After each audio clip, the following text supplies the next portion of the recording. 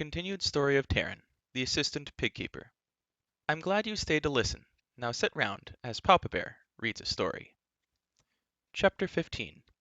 The Black Crow-Can. "Farewell, my owlets," Ordue said, turning toward the cottage. "Unfortunate you couldn't strike a bargain with us, but that, too, is the way things are. Flutter home to your nest and give all your love to your little darlin'." Wait! Terran called and strode after her. Elenry, realizing his intent, cried out in protest and caught his arm. Gently Terran put her aside. Ordue stopped and looked back at him. There is one more thing, Terran said in a low voice. He stiffened and took a deep breath. The brooch I wear, the gift of Adon, son of Taliesin. "Brooch?" Said Ordue, eyeing him curiously. "A brooch indeed? Yes, that might be more interesting. Just the thing, perhaps. You should have mentioned it sooner. Terran lifted his head, and his eyes met Ordue's. For that instant it seemed to him that they were quite alone. He raised his hand slowly to his throat and felt the power of the brooch working within him. You have been toying with us, Ordue, he whispered. You saw that I wore Adon's clasp from the moment we came here. You knew it for what it was. "Does that matter?" Ordue replied. "It is still your choice, whether you will bargain with it. Yes, we know the brooch well. Menwy, son of Tirgwad, first of the bards, fashioned it long ago." You could have slain us, Terran murmured, and taken the clasp. Ordue smiled sadly. "Do you not understand, poor chicken? Like knowledge, truth, and love themselves, the clasp must be given willingly, or its power is broken. And it is indeed filled with power. This, too, you must understand, for Menwy the bard cast a mighty spell on it and filled it with dreams, wisdom, and vision," she said quickly. "With such a clasp a duckling could win much glory and honor. Who can tell? He might rival all the heroes in Prydain, even Gwydion, Prince of Dawn." "Think carefully, duckling," Ordue said. "Once given up it shall not come to you again. Will you exchange it for an evil cauldron you intend only to destroy?" As he held the brooch, Terran recalled, with bitter clarity, the joys of sight and scent, of dewdrops on a spider-web, his rescue of the companions from the rockfall, of Gurgi praising his wisdom, the admiring eyes of Elenwy, and Adon, who had entrusted the brooch to him. Once more there came to him the pride of strength and knowledge. At his feet the ugly Crocan seemed to mock him. Terran nodded, barely able to speak. Yes, he said heavily, this shall be my bargain. Slowly he undid the clasp at his throat.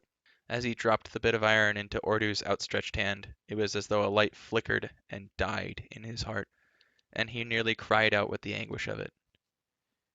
"Done, my chicken!" Ordu cried. "The brooch for the crocat!" About him the companions stood in silence and dismay. Terran's hands clenched. The Crocan is ours? He said, looking Ordu full in the face. Is this not so? It is ours to do with as we please?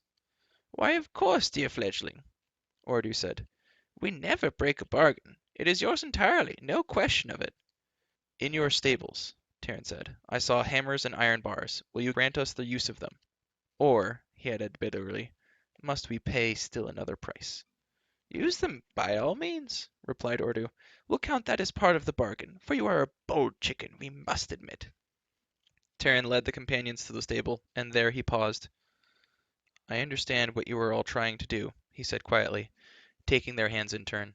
Each of you would have given up what you treasured most for my sake. I'm glad Ordu didn't take your harp fluter, he added. I know how unhappy you would be without your music, and even more than I without my brooch. And Gurgi, you should never have tried to sacrifice your food on my account. And Elenwy, your ring and your bauble are much too useful and beautiful to exchange for an ugly crocan.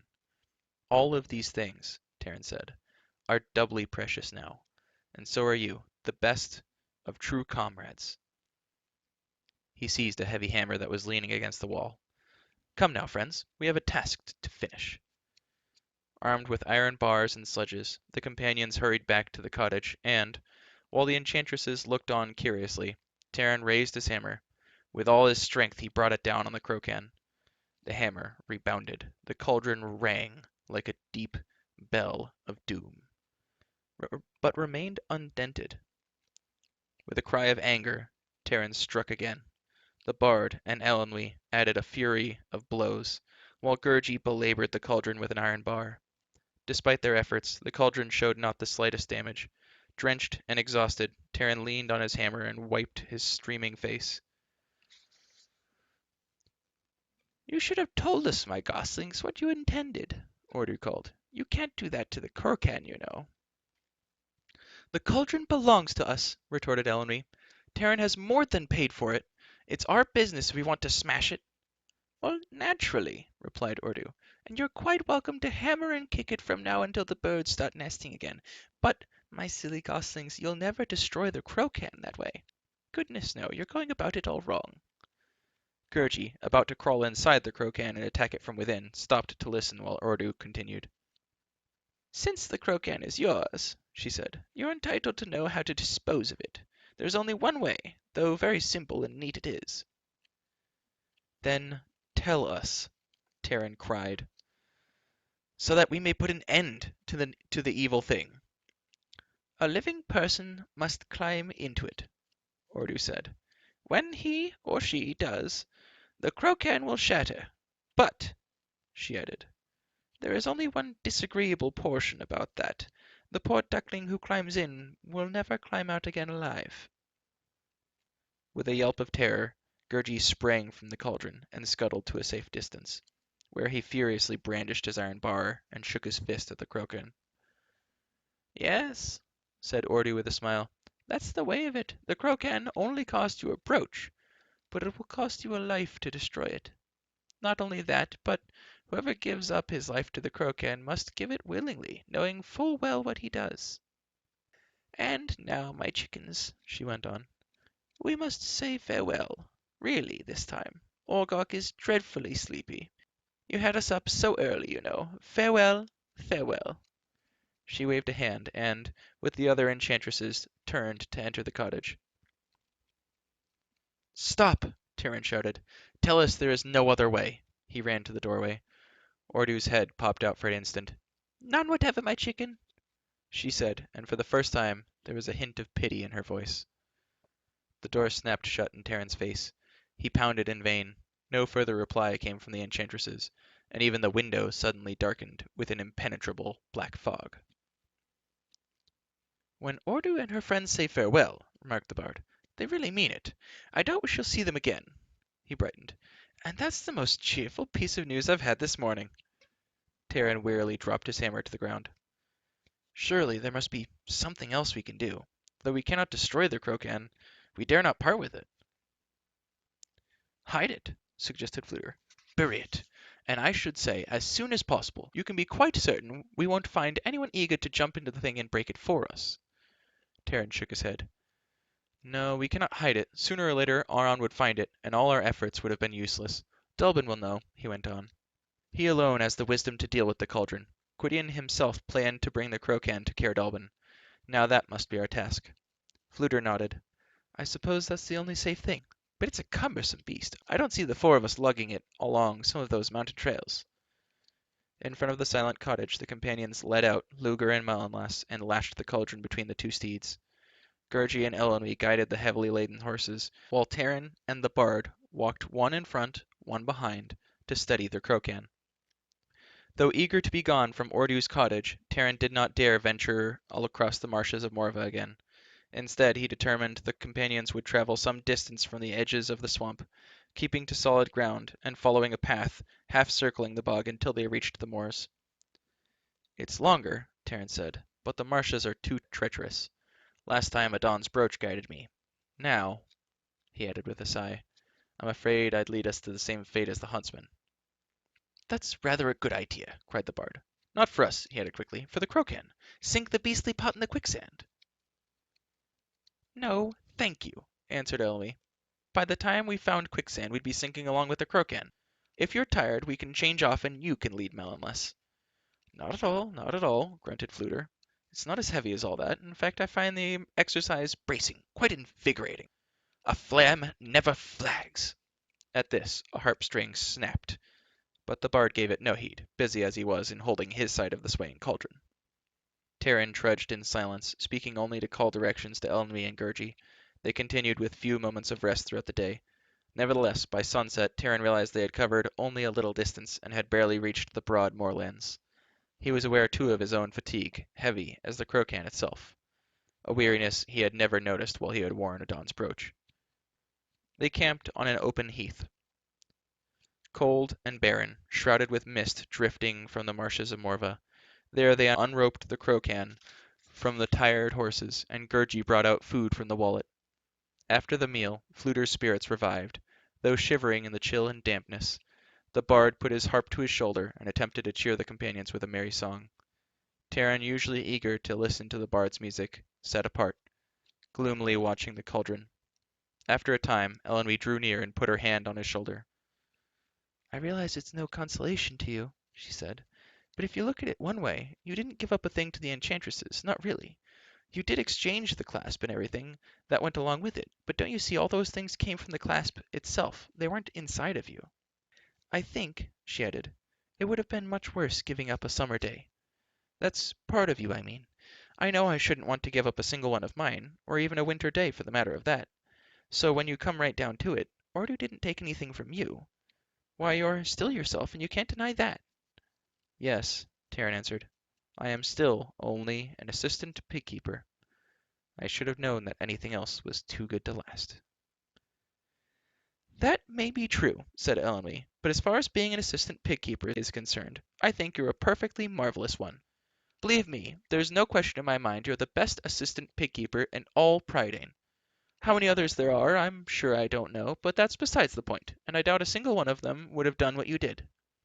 "I could not have done otherwise," Terran said. "Not if we were all to gain the Cauldron. Ordu said they were interested in things as they are," he went on, "and I believe now they are concerned with things as they must be." "Adon knew there was a destiny laid on him," Terran continued, turning to Elenwy, his voice growing firmer, "and he did not turn from it, though it cost him his life. Very well," he declared. "If there is a destiny laid on me, I shall face it. I hope only that I may face it as well as Adon did." "But don't forget," added Elenwy, "no matter what else happens, you won the Cauldron for Gwydion and Dalbin and all of us. That's one thing nobody can take away from you. Why, for that alone, you have every reason to be proud." Terran nodded. "Yes, this much I have done." He said no more, and Elenwy quietly left him there. For long after the others had gone to sleep, Terran sat staring at the Crocan.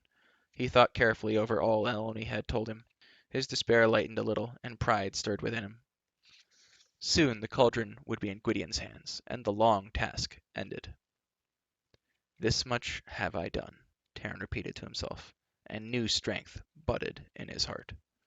Nevertheless, as the wind moaned across the heath and the Crocan loomed before him like an iron shadow, he thought once again of the brooch, and he buried his face in his hands and wept. Chapter 16. The River. His night's sleep refreshed Terran but little and hardly blunted the edge of his weariness. Nevertheless, at dawn he roused the companions, and, with much effort, they began roping the Crocan to Luger and Melonlas. When they finished, Terran glanced around him uneasily. "There is no concealment for us on these moors," he said. "I had hoped we might keep to the flatlands, where our journey would be easier, but I fear that Aron would have his Gwythanes seeking out the Crocan. Sooner or later they will find us, and here they could fall on us like hawks on chickens." "Please, don't mention chickens," said the bard with a sour grimace. "I had quite enough of that from Ordu." "Gurgi will protect kind master," shouted Gurgi. Terran smiled and put a hand on Gurgi's shoulder. "I know you'll do your best," he said. "But all of us together are no match for even one Gwythane." Terran shook his head. "No," he said reluctantly. "I think we had better turn north to the forest of Idras. It's the longest way round, but at least it would give us some cover." Elenwy agreed. "It's not usually wise to go in the opposite direction to where you want to go," she said, "but you can be sure I'd rather not fight Gwythanes." "Lead on, then," said Fluter. "A phlegm never falters, though what my aching bones might do is another matter." Crossing the moorlands, the companions journeyed without difficulties. But once within the forest of Idris, the Crocan grew more burdensome. Although the trees and bushes offered concealment and protection, the paths were narrow. Luger and Melonlas stumbled often, and, despite their most valiant efforts, they could barely drag the Crocan through the brush. Terran called a halt. "Our horses have borne all they can," he said, patting the lathered neck of Melonlas. Now it is our turn to help them. I wish Dolly were here, he sighed. I'm sure he'd find an easier way of carrying the croquet. He'd think of something clever, like making a sling out of branches and vines. There! Cried Ellenby. You've just said it yourself. You're doing amazingly well without a Dawn's brooch. With their swords, Taran and the bard cut stout branches, while Elenwy and Gurgi stripped vines from the tree trunks. Taran's spirits lifted when he saw the sling take shape according to his plans. The companions hoisted up their croquet and set off again, but even with the sling and all their strength, their progress was slow and painful. "Oh, poor weary arms!" moaned Gurgi. "Oh, moilings and toilings! This evil pot is a cruel and wicked master to us all. Oh, sorrowful, fainting Gurgi will never leave Caer Dallben again unbidden." Taran gritted his teeth as the rough branches bit into his shoulders. To him too it seemed as if the ugly, heavy cauldron had gained some strange life of its own. The croquet, squat and blood-darkened, lurched behind him as he stumbled through the brush. It caught on jutting tree limbs, as though eagerly clutching them to itself. Often at these sudden checks the companions lost their footing and went sprawling. Then, laboriously, they were obliged to set the croquet back in its sling once again. Though the weather was chill enough to turn their breath white, their clothing was drenched with sweat, and nearly ripped to shreds by the grasping brambles. The trees had begun to grow more dense, and the ground rose toward the comb of a hill. For Taran the croquet seemed to gain weight with every pace. Its leering, gaping mouth taunted him, and the cauldron dragged at his strength as he heaved and struggled along the ascending trail. The companions had nearly reached the crest of the hill when one of the carrier branches snapped. The croquet plunged to the ground, and Taran fell headlong. Painfully picking himself up and rubbing his shoulder, he stared at the pitiful cauldron and shook his head. No use, Taran gasped. We'll never get it through the forest. No sense trying. You sound like Gwistle, Elenby remarked. If I didn't have my eyes open, I could barely tell the difference. Gwistle! Cried the bard, looking ruefully at his blistered hands. I envy that fellow and his rabbit warren. Sometimes I think he had quite the right idea. We are too few to carry such a burden, Taran said hopelessly. With another horse, or another pair of hands, there might have been a chance. We are only deceiving ourselves if we think we can bring the croquet to Caer Dallben. That may be true, Elenwy sighed wearily, but I don't know what else we can do, except keep on deceiving ourselves, and perhaps by that time we'll be home. Taran cut a new branch for the sling, but his heart was as heavy as the croquet itself, and as the companions wrestled their burden over the hill and descended into a deep valley, Taran nearly sank to the ground in despair. Before them, like a brown menacing serpent, stretched a turbulent river. Taran stared grimly at the choppy waters for a moment, then turned away. There is a destiny laid on us that the croquet shall never reach Caer Dallben. Nonsense! cried Elenby. If you stop that now, then you've given up on a Dawn's brooch for nothing. That's worse than putting a necklace on an owl and letting it fly away. If I'm not mistaken, said Fluter, helpfully, that must be the river Tevin. I've crossed it further to the north, where it takes its source. Surprising, the bits of information you pick up as a wandering bard. Alas, it does us no good, my friend, Taran said, unless we could turn north again and cross where the river is less wide. Afraid that wouldn't answer, said Fluter. We'd have the mountains to go over that way. If we're to cross at all, we shall have to do it here. It seems a little shallower down that way, said Elenby, pointing to a spot where the river curved around a sedge-covered bank. Very well, Taran of Caer Dallben, she said. What shall it be? We can't just sit here until Gwythain's or something even more disagreeable finds us, and we certainly can't go back to Ordu and offer to exchange the croquet again. Taran took a deep breath. If you are willing, we shall try to cross. Slowly struggling under the cruel weight, the companions brought the croquet to the river bank, while Gurgi, leading the horses cautiously, set one foot, then the other, into the stream. Taran and the bard shouldered the sling, Elenwy following beside them to steady the swaying cauldron. The icy water slashed at Taran's legs like a knife. He dug his heels into the riverbed, seeking a firmer foothold. He plunged deeper. Behind him the straining, grunting Fluter did his best to avoid dropping his end of the sling. The chill of the river took Taran's breath away. His head spun, the branches nearly slipped from his numb fingers. For one moment of terror he felt himself falling. His foot found a rock, and he braced himself on it. The vines creaked and tensed as the weight of the cauldron shifted. The companions were in midstream now, and the water rose only to their waists. Terran raised his streaming face. The opposite bank was not far. The ground appeared smoother, the forest not as dense. "Soon there," he cried, taking heart anew. Gurgey, he saw, had already led the horses from the water and was turning back to help the toiling companions. Closer to the bank, the river bottom turned stony. Blindly, Terran picked his way through the treacherous rocks. Ahead rose a number of high boulders, and he warily guided the Crocan past them. Gurgey was reaching out his hands when Terran heard a sharp cry from behind. The cauldron lurched. With all his strength, Terran heaved forward. Elenwy seized the cauldron by its handle and tugged desperately. Terran flung himself to dry ground. The Crocan rolled to its side and sank in the muddy shallows. Terran turned back to help Fluter. The bard, who had fallen heavily against the boulders, was struggling to shore.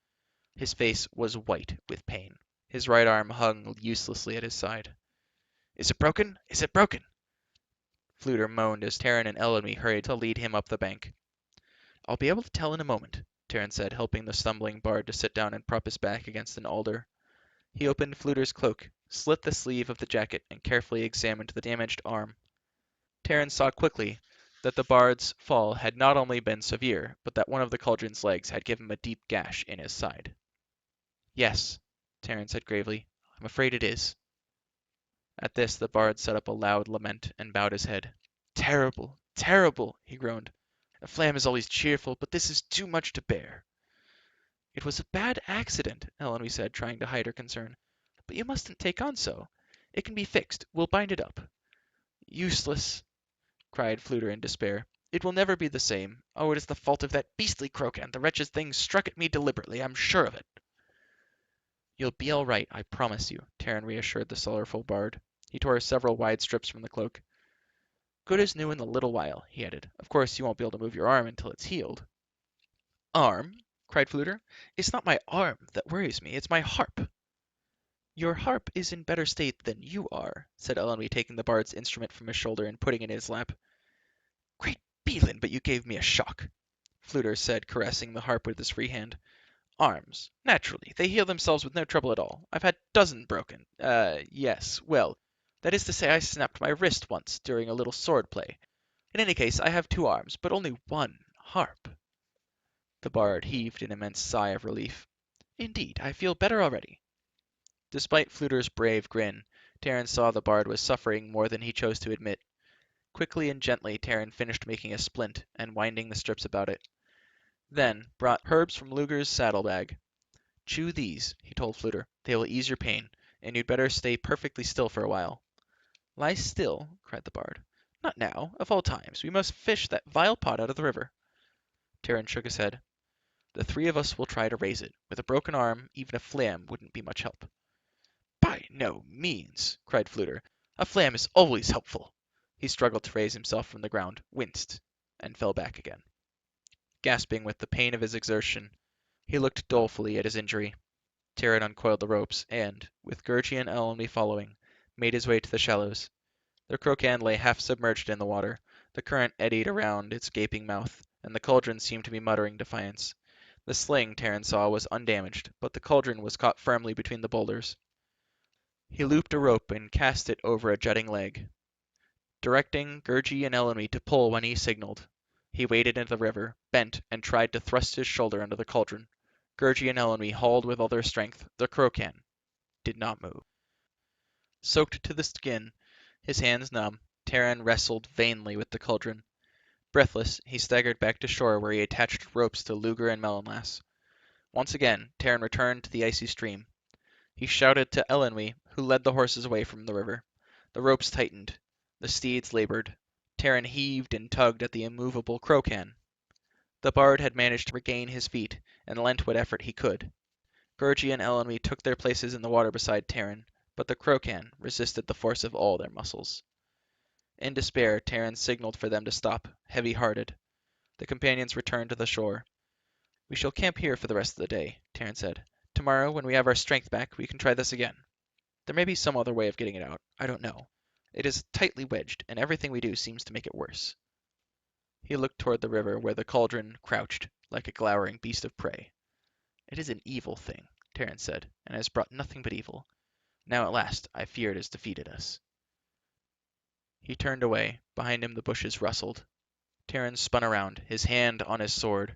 A figure stepped from the edge of the forest. This concludes Chapter 16. Thank you for listening, and remember, have a good day. You deserve it.